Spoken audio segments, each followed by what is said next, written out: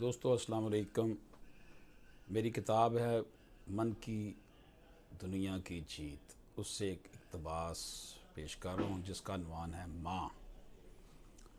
ماں کا لفظ تخلیق کے مراحل سے گزرنے سے پہلے مومن سے میم مستعار لیا گیا ہوگا، اور اسی طرح نام محمد صلی اللہ علیہ وآلہ وسلم سے بھی ماں کے پہلے حرف میم سے آشنائی کروائی گئی ہوگی۔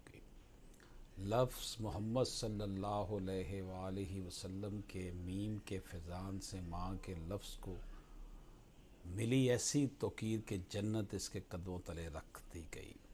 ماں وہ خوبصورت پھول جس کے ساتھ کانٹا ہونا دنیا کا سب سے بڑا جھوٹ۔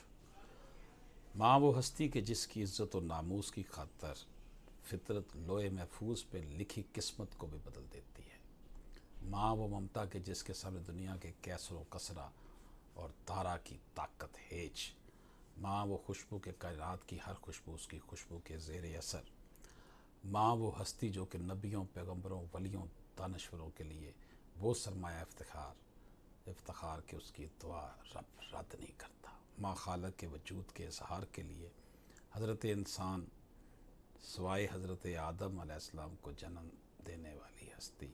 ماں کے وجود کی بدولت ہی حاصل ہوا دنیا میں محبت کو دوام۔ دوستو اتنی بڑی ہستی ماں کی ہے کہ اس کی محبت کو ماپنے کا کوئی معیار ہے وجود میں ہی نہیں آ سکا، لیکن ہمارا رب تو ہم سے 70 ماؤں کی محبت سے بھی زیادہ محبت کرتا ہے۔ تو کیا اتنی محبت کرنے والے خالق سے وفا نہ کرنا کتنی بڑی غلطی نہیں ہے؟ اجازت دیجیے، اللہ حافظ۔